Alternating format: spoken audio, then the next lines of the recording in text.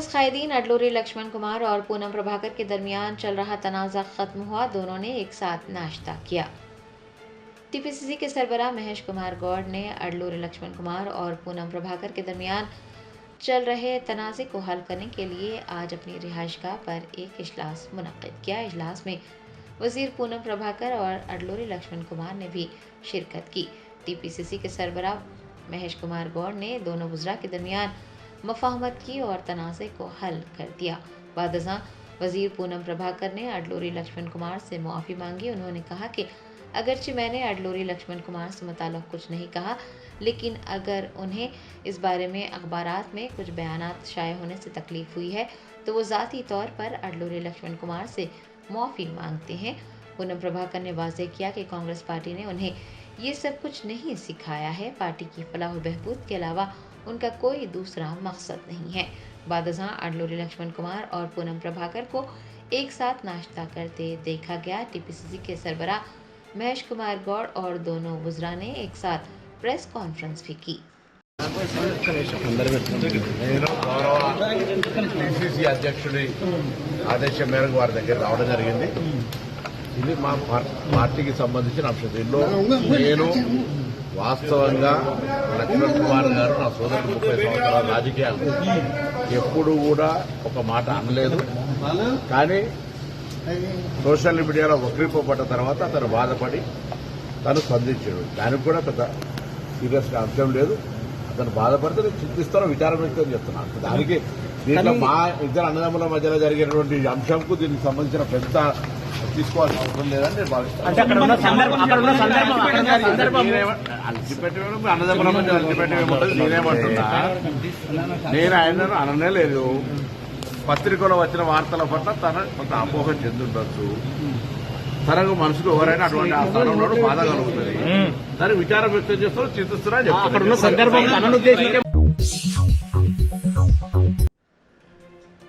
Election commission की हिदायत पर मथुरा नगर पुलिस ने कांग्रेस लीडर नवीन यादव के खिलाफ फौजदारी मामला दर्ज किया। तफसीलात के मुताबिक कांग्रेस लीडर नवीन यादव ने ज़ब्त इखलाक के दौरान जुबली हिल्स असेंबली हल्के में, जहां पर ज़िमनी इंतखाब होने वाला है, मुबैना तौर पर वोटर ID कार्ड्स तकसीम किए, जो कि इंतखाबी ज़वाबित की खिलाफ वर्जी है। मथुरा नगर पुलिस स्टेशन में जुबली हिल्स हल्के के इलेक्शन ऑफिसर रजनीकांत रेड्डी ने इस सिलसिले में शिकायत दर्ज करवाई। इलेक्शन कमीशन ने इस अमल को राय दहिंदों को मुतासिर करने की कोशिश करार देते हुए पुलिस को कानूनी कार्रवाई करने की हिदायत दी, जिसके बाद मथुरा नगर पुलिस ने नवीन यादव के खिलाफ representation of the people's act और दीगर मुताल्लिका क़वानीन की दफ़ात के तहत मामला दर्ज किया है। आपको याद दिला दें कि हुकाम ने पहले ही ये वाज़ेह कर दिया था कि इंतखाबी ज़ाब्ते की तमाम खिलाफ वर्जियों के खिलाफ सख्त कार्रवाई की जाएगी, ताकि इंतखाबात आज़ाद और शफाफ हो सके।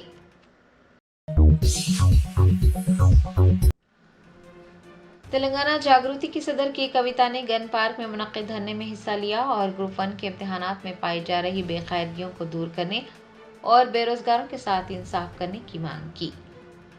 ग्रुप 1 के उम्मीदवारों की हिमायत में तेलंगाना जागृति के ज़ेर एहतमाम गन पार्क पर एक धरना मुनज़्ज़म किया गया। जागृति की सदर के कविता ने धरने में हिस्सा लिया।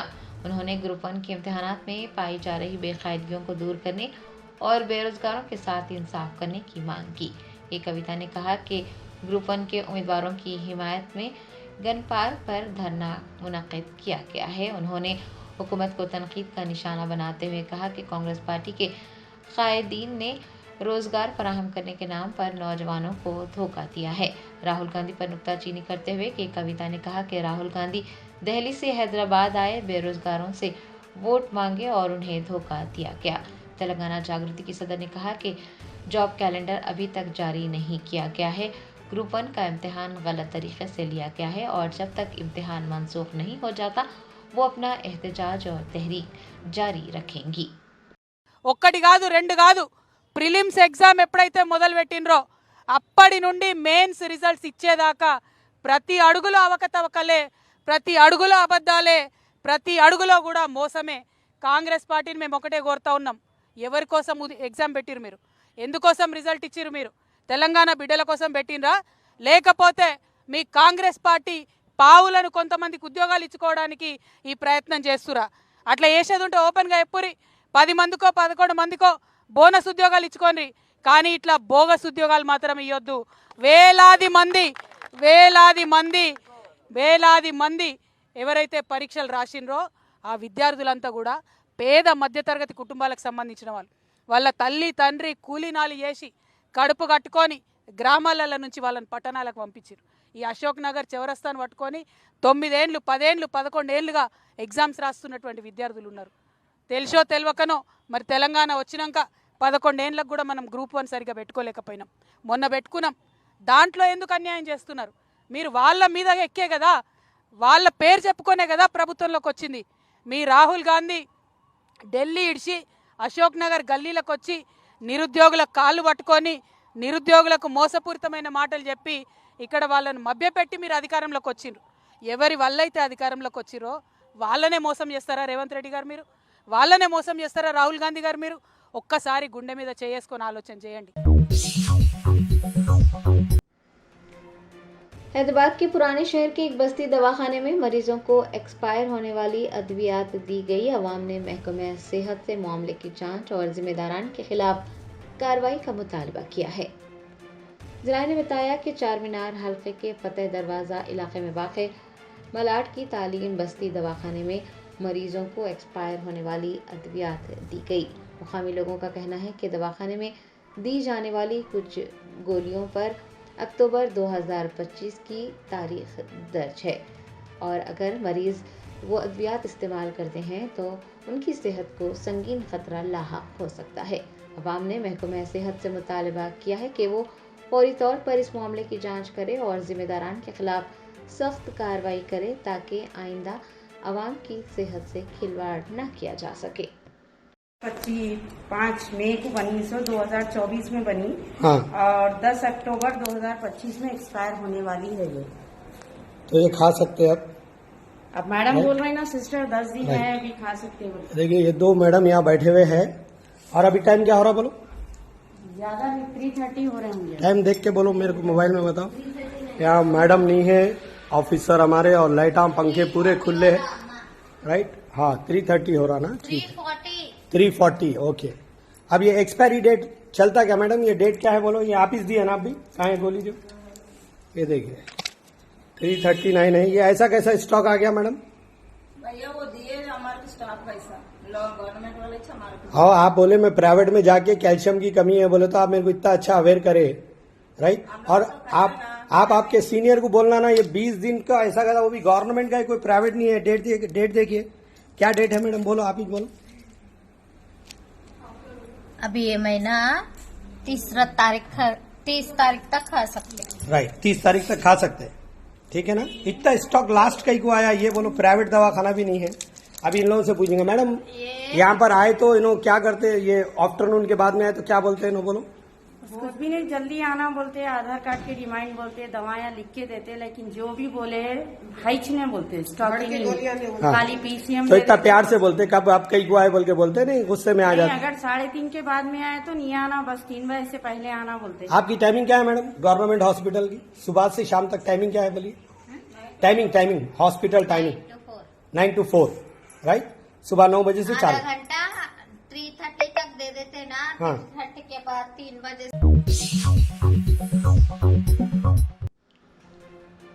गोलकुंडा इलाके में कटोरा हाउस के करीब सिगरेट बुझाने के मामले पर एक शख्स पर बहिमाना हमला कर दिया गया। मुतासरा शख्स की अहलिया ने गोलकुंडा पुलिस की जानिब से हमलावरों के खिलाफ शिकायत दर्ज करने से इनकार का इंकशाफ किया।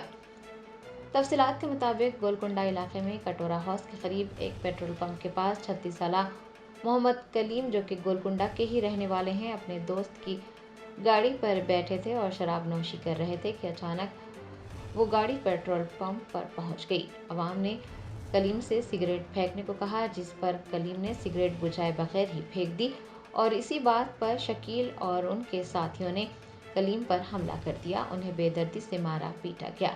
हमले के नतीजे में कलीम की एक आंख और पसलियों पर शदीद चोटें आई हैं और वो बुरी तरह से जख्मी हैं। बताया जाता है कि इस वाक़े के बाद मोहम्मद कलीम की अहलिया ने गोलकुंडा पुलिस स्टेशन का रुख किया और हमलावरों के खिलाफ शिकायत दर्ज करवाने की कोशिश की, लेकिन पुलिस ने शिकायत दर्ज करने से इनकार कर दिया। खातून ने बताया कि 2 दिन तक पुलिस स्टेशन के चक्कर काटने के बावजूद FIR दर्ज नहीं की गई और न ही उनकी बात को सुना गया। इतना ही नहीं, पुलिस की जानिब से खातून के साथ बदतमीजी करने और उन्हें बेइज्जत कर थाने से निकालने का भी इंकशाफ हुआ है। आपको बता दें कि सुप्रीम कोर्ट के तारीखी फैसले ललिता कुमारी बनाम हुकूमत उत्तर प्रदेश के मुताबिक किसी भी कॉग्निजेबल ऑफेंस की इतला मिलते ही पुलिस पर लाजमी है कि वो FIR दर्ज करे। FIR दर्ज न करना सुप्रीम कोर्ट के हुक्म की खिलाफ वर्जी करना, आईनी जिम्मेदारियों की भी पामाली करने के मुतरादिफ है और ये तौहीन अदालत के जुमरे में भी आता है। अस्सलाम वालेकुम वरहमतुल्लाहि वबरकातुहू। मेरे शौहर हैं मोहम्मद कलीम, हम लोग गोलकुंडे किले में रहते। ये कठोरा हाउस के पास भारत पेट्रोल पंप है गोलकुंडा किला में। मठारू पाशा के बेटे हैं शकील। मेरे शौहर पेट्रोल डलाने के वास्ते दोस्त के साथ जा रहे थे। जाते जाते अचानक उनका दोस्त गाड़ी पेट्रोल पंप पे मुड़ा दिया कॉर्नर पे, तो इनके हाथ में सिगरेट था। पेट्रोल पंप के अंदर जा रहे से इनको नहीं मालूम थी वो बात। अंदर उन्होंने पेट्रोल डलाने जा रहे थे, ऐसा घुसते घुसते वहाँ पंप पे से बोले लोग, हाँ तुम्हारे हाथ में सिगरेट है। बोले तो ना अच्छी बात है बोल के उतर गए, गाड़ी पे से उतर गए, कॉर्नर पे ठहर गए। उन्होंने सिगरेट फेंक भी दिए। फेंकने के बाद में वो लोग आके इतने गाली गलौज करे, उनको गाली गलौज करके ये पंप किसका है तेको नहीं मालूम, ये पंप किसका है तेको नहीं मालूम। बोलते इन्हों बोले ये पंप किसका है, मैं पेट्रोल डलाने आया, तुम लोग बोले तो मैं सिगरेट फेंक दिया। फिर भी उन लोग गालियां देके गाड़ी की चाबी निकाल ली है। गाड़ी की चाबी निकाल लेके शकील को बुला रहे थे। बोलते कौन शकील बुलाओ, बोले तो कौन शकील, तू नहीं पहचानता, शकील बोल रहा बोल के उनको बुलाए। उन्होंने मठारू पाशा के बेटे है कहते शकील, जो ओनर है, बेटे है दामाद है, कौन है कि उन्होंने शकील आते 10-12 जनों को लेके आके मेरे शौहर को इतना मारे, उन्होंने इतना मारे, मार मार के उनकी बुरी हालत कर दिया। आंखों में खून उतर गया था उनके पूरे। मैं आते कि उनको हॉस्पिटल को लेके गई। 2 दिन से मैं पुलिस स्टेशन के चक्कर काट रही हूँ, गोलकुंडा पुलिस स्टेशन के। 2 दिन से मैं पुलिस स्टेशन के चक्कर काट रही हूँ इनको लेके। इनको इतना चक्कर आ रही, उठने चलने नहीं आ रहा उनको, सीधा उन्होंने खाना नहीं खाए। 2 दिन से जबड़ा खोलने नहीं आ रहा उनको। मैं 2 दिन से लेके फिर रही हूँ, उल्ला कोई रिस्पांस नहीं दे रहे, उल्टा हम लोग को मुजरिमों के जैसा बिठा के रख रहे। आज तो हदीस पार हो गई।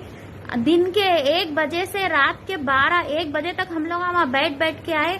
12-12:30 के टाइम पे SI नायडू साहब बुला के मैं बोली ऐसा तुम लोग पुलिस में दे देना था भाई, सिगरेट पिए ना उनकी गलती है तो पुलिस में दे देना था। इतने जने मिलके उनको कई को मारे पूछी मैं, तो उन्होंने मेरे को क्या बोल रहे, तुम्हाको मारे, तुम कई को बोल रहे, तुम खामोश बैठो, तुम्हाको मारे क्या, उन्होंने शकील तुम्हाको मारे क्या बोल के बोल रहे उन्होंने उल्टा।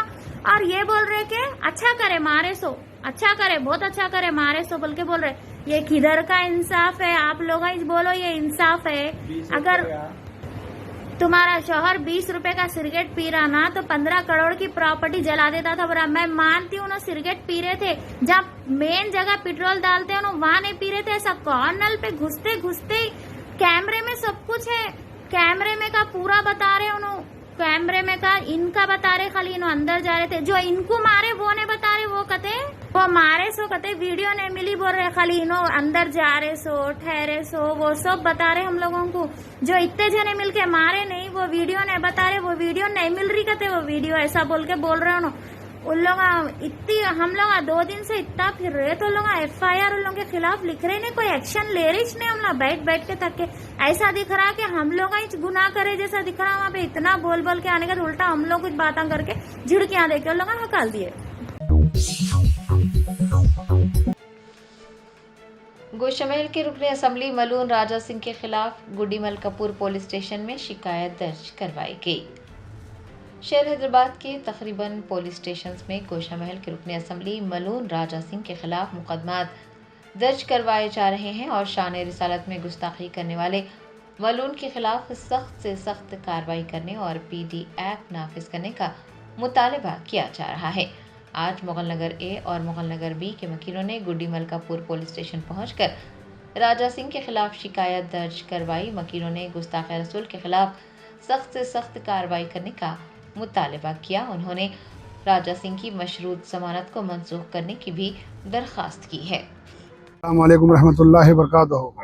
अल्हम्दुलिल्लाह अभी गुड्डी मलकापुर पीएस में मलून खंजीर राजा सिंह के खिलाफ कंप्लेंट दिए हैं, उसकी कॉपी लिए हैं अभी, क्योंकि उसकी कंडीशनल बेल कैंसिल कराने के लिए पूरी टीम आई हुई थी हमारी मुगल नगर ए और मुगल नगर बी की मुकम्मल टीम आई हुई थी प्राइमरी यूनिट की। कंडीशन बिल के लिए भी एसएचओ से बात करें, फिर वहाँ से फिर हम लोग जाएंगे कमिश्नर ऑफिस, बोले बिल्कुल जाएंगे इंशाल्लाह। तो मलून के दोबारा जो गुस्ताखी शान अक़दस रसूलुल्लाह सल्लल्लाहु अलैहि वसल्लम की शान में दोबारा गुस्ताखी करा, तो इसी वजह से उसकी कंडीशनल बेल सबसे पहले कैंसिल करी है। वो कैंसिल नहीं होने की वजह से कंडीशनल बेल वो दोबारा मलून मध्य प्रदेश में गुस्ताखी कर रहा। इसी वजह से हम तफसीली बातचीत की, हम लोग मुकम्मल टीम उसे कैंसिल करो, उसको फ़ौरन अरेस्ट करो, उसकी ज़बान को लगाम दो। तमाम मुगल नगर ए और बी की टीम का यही अंदाज़ा भी कॉपी लिए हैं पूरी।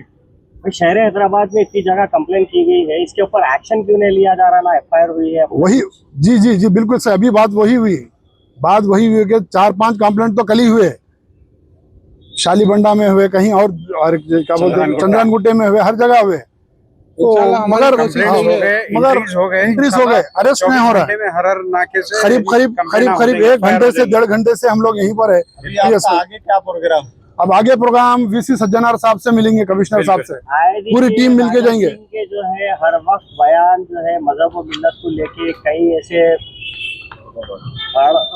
ये भाषण जो है उल्टे सीधे जो है एक दहशत का माहौल पैदा करते, तो इसके ऊपर आपका क्या कहना है? नहीं, हर चीज बर्दाश्त कर सकते, रसूलुल्लाह सल्लल्लाहु अलैहि वसल्लम के शान में गुस्ताखी हरगिज बर्दाश्त नहीं कर सकते।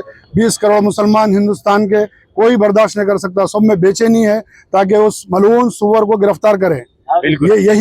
यही कॉपी लेके कल इंशाअल्लाह कल कमिश्नर साहब के वीसी सज्जनार साहब के पास जाएंगे इंशाअल्लाह। अभी चार्ज लिए हैं, वो 4-5 दिन हुआ, उनसे अच्छी उम्मीद है हमको, क्योंकि हम उनका पहला भी टर्म देख चुके हैं। आम पब्लिक तो आवाज उठा रही है, इसके ऊपर कंप्लेंट कर रही है। उलमाए दिन के ऊपर आपका क्या कहना है? इंशाल्लाह वो लोग भी सब मैदान में आएंगे भाई। तमाम मुसलमान को अमली इक़दाम करना होगा, अगर सच्चे आशिक रसूल सल्लल्लाहु अलैहि वसल्लम होने का सबूत पेश करना होगा। उलमाए दिन क्यों खामोश बैठे हुए? अब तो वो भी आ रहे हैं, आहिस्ता आहिस्ता आ रहे हैं। सब कोई नहीं बैठे, सब इंशाल्लाह वो भी आएंगे भाई इंशाल्लाह।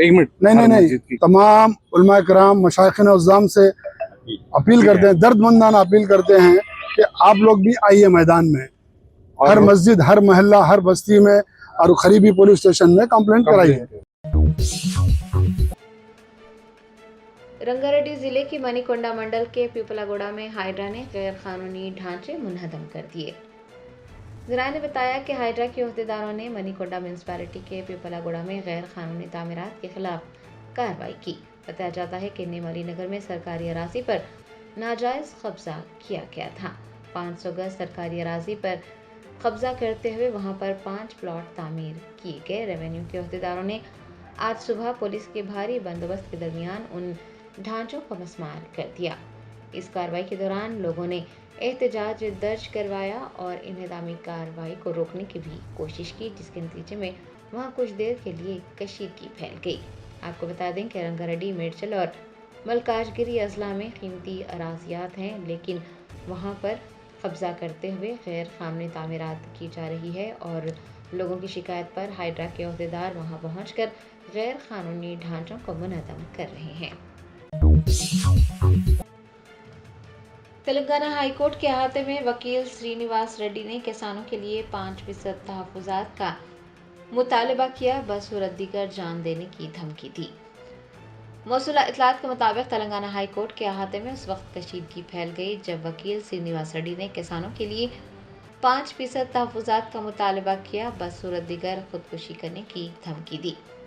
उन्होंने अहाते हाई कोर्ट में सहाफ़ियों से बात करते हुए वज़ीर आला रेवंत रेड्डी को सख्त तनकीद का निशाना बनाया और हुकूमत पर जोर दिया कि वो किसानों के लिए 5% तहफ़्फ़ुज़ात मख्तस करे। बरतानवी पुलिस ने एक मसरूक़ आईफोन की मदद से बरतानिया की तारीख के सबसे बड़े मोबाइल फ़ोन सरखा करने वाले गिरोह का पर्दाफाश करते हुए 46 अफराद को गिरफ्तार कर लिया। ज़राए ने बताया कि बरतानवी पुलिस ने मोबाइल फ़ोन का सरखा करने वाले एक बहुत बड़े गिरोह का पर्दाफाश किया। इस मामले की जांच कर रहे मेट पुलिस के सरबराह कमांडर एंड्रयू ने बताया कि हर सतह पर मुजरिमाना नेटवर्क्स को ख़त्म करते हुए मोबाइल फ़ोन की चोरी और डकैती करने वालों के खिलाफ कार्रवाई की गई। उन्होंने बताया कि लंदन भर में 30 मकानात पर छापे मारे गए, 46 अफराद को गिरफ्तार किया गया और 4000 मसरूखा आईफोन्स बरामद कर लिए गए। बताया जाता है कि ये टोली लंदन वालों से फ़ोन छीन कर उन्हें 200 या फिर 400 पाउंड में अलजायर, चीन और हांगकांग जैसी जगहों पर फरोख्त किया करती और मसरूखा मोबाइल फ़ोन बरामद करते हुए 70 मिलियन पाउंड्स कमाए गए। बताया जाता है कि एक साल में 40,000 मसरूखा मोबाइल फ़ोन्स मुंतकिल किए गए। ये सारा मामला उस वक्त सामने आया जब एक खातून ने क्रिसमस के मौके पर हीथरो के गोदाम में अपने आईफोन को ट्रैक किया। पुलिस ने कार्रवाई की और बैटरियों के लेबल वाले डब्बे में से तकरीबन 900 मसरूखा फ़ोन बरामद कर लिए। तेलंगाना ड्रग कंट्रोल एडमिनिस्ट्रेशन ने अवाम पर जोर दिया है कि वो खांसी के 2 शरबत रीलाइफ और रेसिपी फ्रेश टीआर का इस्तेमाल बंद कर दें। मध्य प्रदेश और राजस्थान में खांसी की अद्वियात से बच्चों की हलाकतों की रिपोर्ट्स मौसूल होने के बाद तेलंगाना ड्रग कंट्रोल एडमिनिस्ट्रेशन ने तेलंगाना में खांसी की मज़ीद 2 दवाओं रीलाइफ और रेसिपी फ्रेश टीआर के इस्तेमाल पर पाबंदी आयद कर दी है। अवाम से कहा गया है कि वो इस दवा की मौजूदगी के बारे में बराह रास्त तेलंगाना ड्रग कंट्रोल एडमिनिस्ट्रेशन को उसके टोल फ्री नंबर पर भी इत्तला दे सकते हैं। हुकाम ने कहा है कि तमिलनाडु में मौजूद मैन्युफैक्चरिंग फैक्ट्री के अहदेदारों के साथ वो राब्ते में है ताकि उस बैच की अद्वियात की तकसीम और मार्केट में मौजूदगी का पता लगाया जा सके। महकमा सेहत के मुताबिक उन दवाइयों में मिलावट की गई है जो कि इंतहाई जहरीले ग्लाइकोल पर मुश्तमिल है और ये सेहत के लिए संगीन खतरा बन सकता है। अवाम को हिदायत दी गई है कि वो उन दवाइयों का इस्तेमाल बंद कर दें और अगर दवा पहले से ख़रीदी गई है तो उसे वापस कर दें। दवासाज कंपनियों को भी मुताल्लिक़ा स्टॉक को फौरी तौर पर जब्त करने की हिदायत दी गई है। बसूरत दीगर सख्त कानूनी कार्रवाई का इंतबाह दिया गया है। वज़ीर आज़म नरेंद्र मोदी ने इंडिया मोबाइल कांग्रेस की इफ्तिताही तकरीब से खिताब किया। कहा, ये हिंदुस्तान में सरमायाकारी, इख्तिरा और मेक इन इंडिया का बेहतरीन वक्त है। वज़ीर आज़म नरेंद्र मोदी ने नई दिल्ली के यशोभूमि में एशिया के सबसे बड़े टेलीकॉम, मीडिया और technology event India mobile Congress 2025 के 90वें एडिशन का इफ्तिताह किया। इस मौके पर खिताब करते हुए उन्होंने कहा कि टेलीकॉम सेक्टर में मुल्क की कामयाबी आत्मनिर्भर भारत नज़रिए की मजबूती की अक्कासी करती है। वज़ीर आज़म ने कहा कि मुल्क में कभी 2G के मामले में मुश्किलात पेश आती थी, लेकिन अब तकरीबन हर ज़िले में 5G कवरेज है। वज़ीर आज़म ने कहा कि मुल्क में डिजिटल कनेक्टिविटी अब कोई ऐश व इशरत की बात नहीं रही, बल्कि हर हिंदुस्तानी की ज़िंदगी का लाजमी हिस्सा बन गई है। उन्होंने कहा कि इंडिया मोबाइल कांग्रेस की ये तकरीब सिर्फ मोबाइल और टेलीकॉम तक महदूद नहीं है, बल्कि चंद सालों में ये एशिया का सबसे बड़ा डिजिटल टेक्नोलॉजी फोरम बन गया है। वज़ीर आज़म ने कहा कि ये हिंदुस्तान में सरमायाकारी, इख्तिरा और मेक इन इंडिया का बेहतरीन वक्त है। जर्मनटन super speciality hospital national award winner doctor Mir Jawad Zar Khan, German trained senior orthopaedic surgeon and director, माहिर डॉक्टर्स डॉक्टर वासिफ आजम और doctor Bharvi Chanduri, senior cardiologist और दीगर डॉक्टर्स नुमाया खिदमत अंजाम दे रहे हैं। Robotic surgery, advance cath lab, MRI, operation theatre, ICU, 2D ultrasound जैसी सहूलियात से आरास्ता कॉर्पोरेट लेवल हॉस्पिटल। वाजबी फीस में हर मर्ज से शिफायाबी के लिए Germanton super speciality hospital, Attapur,